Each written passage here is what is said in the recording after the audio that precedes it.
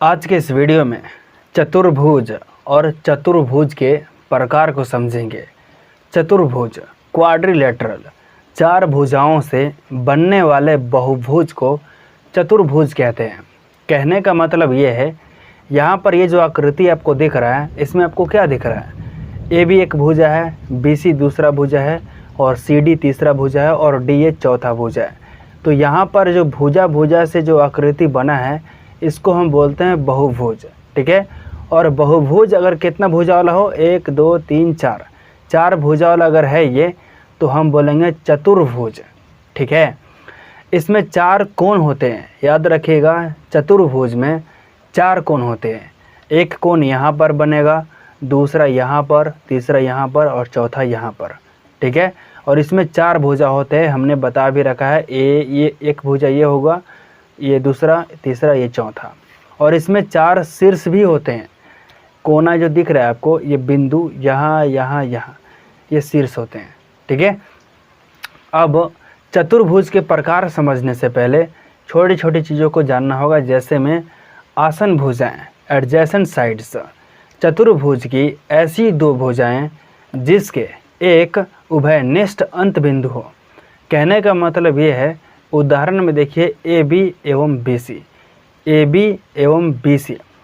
यहाँ पर ये जो आपको दिख रहा है भुजा और ये भुजा एक ही बिंदु पर मिल रहा है जा करके, तो ये भुजा और ये भुजा कौन सा भुजा कहलाएगा? आसन भुजा।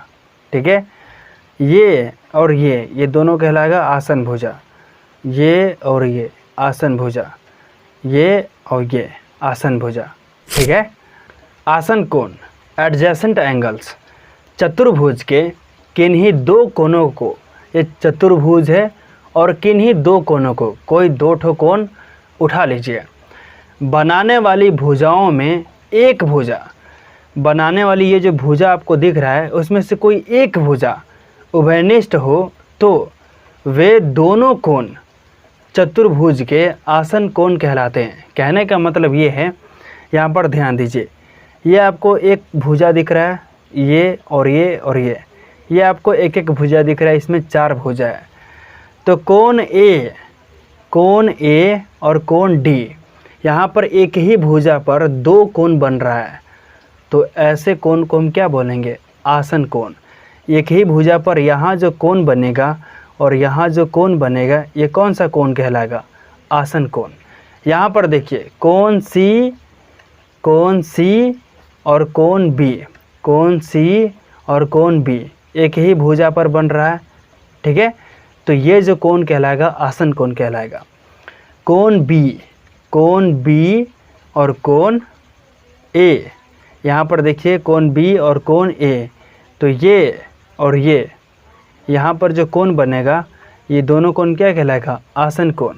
अब देखिए कोण डी और कोण सी, कोण डी और कोण सी, ये कोण और ये कोण आसन कोण कहलाएगा। ठीक है। अब देखिए सम्मुख भुजाएं, अपोजिट साइड्स, ए बी एवं C D, A B C D. यहाँ पर आपको क्या दिख रहा है? ये जो भुजा है, इसके उल्टा, अपोजिट का मतलब क्या होता है? उल्टा। तो ए बी का उल्टा कहाँ है? इधर है।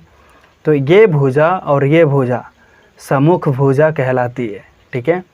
ये भुजा और ये भुजा सम्मुख भुजा। ठीक है। ये कोण और ये कोण क्या कहलाएगा? आसन कोण। ठीक है। ये कोण और ये कोण आसन कोण। ठीक है। एक क्लियर रहा।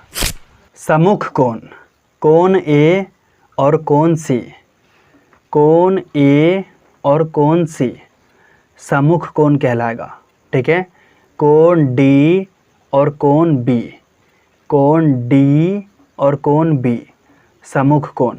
ये कोण और ये कोण सम्मुख कोण, ये कोण और ये कोण सम्मुख कोण।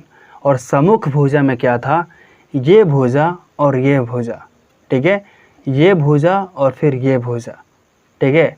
और यहाँ पर देखिए कोण ए और कोण सी, कोण ए और कोण सी, ये कोण और ये कोण, यहाँ पर कोण जो बनेगा, यहाँ पर जो कोण बनेगा, ये कोण और ये कोण सम्मुख कोण। ठीक है। कोण बी और कोण डी, ये कोण और ये कोण सम्मुख कोण। ठीक है, ये भुजा और ये भुजा सम्मुख भुजा, ये भुजा ये भुजा सम्मुख भुजा। ठीक है, अब देखिए आंतरिक भाग और बाह्य भाग चतुर्भुज के, ये है चतुर्भुज और इसके आंतरिक भाग में देखिए क्या है, ओ है और बाह्य भाग में पी है।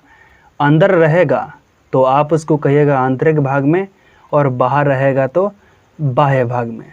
तो चलिए अब समझते हैं चतुर्भुज के प्रकार। समलंब चतुर्भुज, ट्रपेजियम क्वाड्रिलेटरल, ऐसा चतुर्भुज जिसमें भुजाओं का केवल एक युग्म, ये जो भुजा आपको दिख रहा है केवल एक युग्म यानी एक जोड़ा यानी दो ठो समांतर हो। समांतर कहने का मतलब, अब देखिए ये जो भुजा है इसको अगर आगे बढ़ाया जाएगा तो ऐसे ऐसे ऐसे इधर जाएगा और इसको बढ़ाया जाएगा तो ये इधर जाएगा, तो एक दूसरे को ये क्या कर देगी, काट देगी। तो ये भुजा और ये भुजा समांतर नहीं है।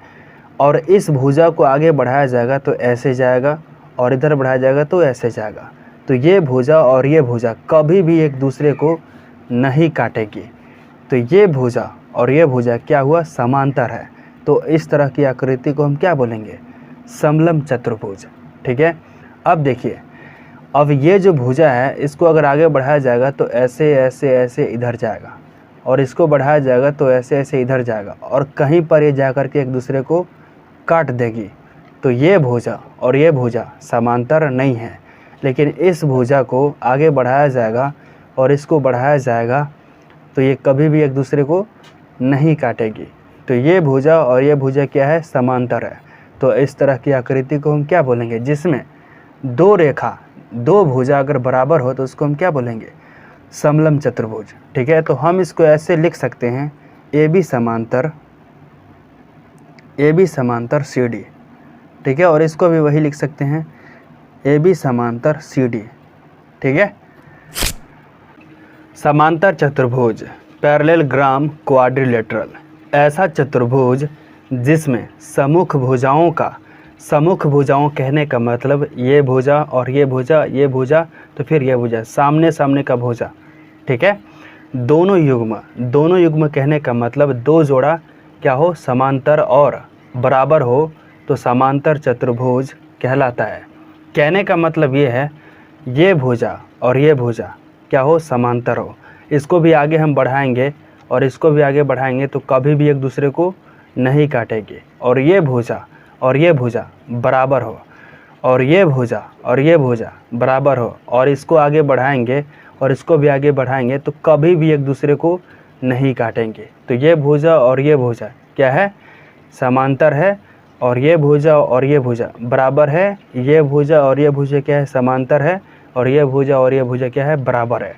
तो यहाँ पर देखिए सम्मुख भुजाएं बराबर होती है। समांतर चतुर्भुज में सम्मुख भुजाएं जो होती है वो बराबर होती है।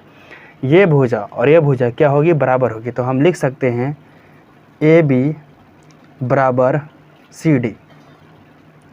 ठीक है, और हम ये भी लिख सकते हैं ए डी बराबर बी सी।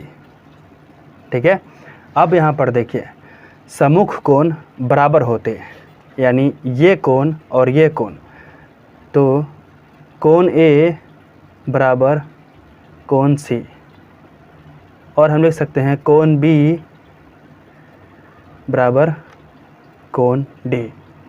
ठीक है, अब यहाँ पर है विकर्ण परस्पर समद्विभाजित करते हैं। तो ये जो विकर्ण है ये क्या एक दूसरे को काट रही है।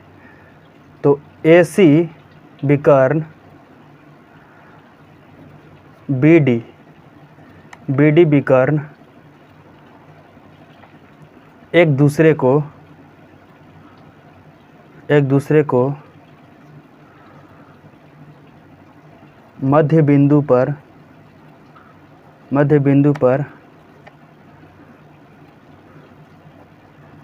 काटती है। ठीक है, आई होप आप इसे बढ़िया से समझ गए होंगे। अब समझते हैं समचतुर्भुज, रोम्बस, ऐसा समांतर चतुर्भुज जिसके चारों भुजाओं की माप बराबर हो।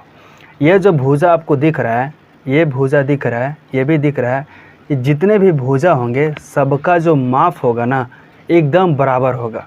ठीक है, तो ऐसे चतुर्भुज को हम बोलते हैं समचतुर्भुज। ठीक है, तो यहाँ पर हम लिख सकते हैं ए बी समांतर सी डी लिख सकते हैं, एवं बी सी समांतर डी ए लिख सकते हैं, या फिर ए डी लिख सकते हैं, कोई दिक्कत नहीं है। अब यहाँ पर देखिए ए बी बराबर बी सी, ये भुजा क्या होगा, बराबर होगा। और ये जितने भी भुजा आपको दिख रहे हैं ना सब क्या है, बराबर है। ठीक है, इसलिए हम इसको क्या बोल रहे हैं, समचतुर्भुज। ठीक है, आयत रेक्टेंगल एक समांतर चतुर्भुज जिसके चारों कोण 90 डिग्री का हो तो आयत कहलाता है। यहाँ पर जो कोण बनेगा वो 90 डिग्री का बनेगा, यहाँ भी 90 डिग्री का, यहाँ भी और फिर यहाँ भी। ठीक है, तो इस तरह अगर 90 डिग्री का कोण बनेगा चारों के पास तो हम इसको क्या बोलेंगे, आयत बोलेंगे। और ये भुजा क्या होगा, समान होगा, समान यानी बराबर होगा। और ये भुजा दोनों भुजा की माप क्या होगी, बराबर होगी। तो हम लिख सकते हैं कोण ए, कोण बी, कोण सी और कोण डी बराबर 90 डिग्री। ठीक है, वर्ग स्क्वायर ऐसा समांतर चतुर्भुज जिसकी चारों भुजा बराबर हो और चारों कोण 90 डिग्री का हो तो वर्ग कहलाता है।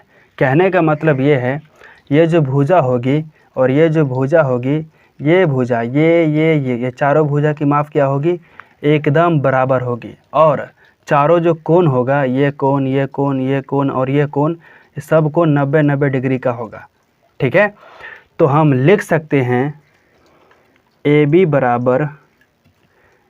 बराबर बी सी और लिख सकते हैं फिर सी डी और अंत में डी ए। ठीक है, और ये भी लिख सकते हैं कोण ए बराबर कोण बी बराबर कोण सी बराबर कोण डी बराबर 90 डिग्री। ठीक है, आयत की तरह ही है। ठीक है, आयत में क्या होता है, यहाँ पर ध्यान दीजिए, आयत में ये और ये क्या, ये दोनों की माप बराबर होती है, लेकिन यहाँ क्या होता है, ये चारों की मान बराबर होती है, इसका। ठीक है, अब समझते हैं पतंग को, यानी काइट। पतंग में क्या होता है, पतंग में जो आसन भुजा होती है, आसन भुजा ये है और फिर ये है और फिर ये है, तो आसन भुजा जो होती है वो बराबर होती है, यानी ये और ये बराबर है और ये दोनों की माप क्या है, बराबर है। लेकिन सम्मुख भुजा, ये भुजा और ये भुजा बराबर नहीं है, ये भुजा और ये भुजा बराबर नहीं है। तो आई होप इस वीडियो में जो कुछ भी बताया हूँ आसानी से समझ आ गई होगी। तो चलिए फिर मिलते हैं एक और नए दिन नए टॉपिक के साथ, तब तक के लिए जय हिंद, वंदे मातरम।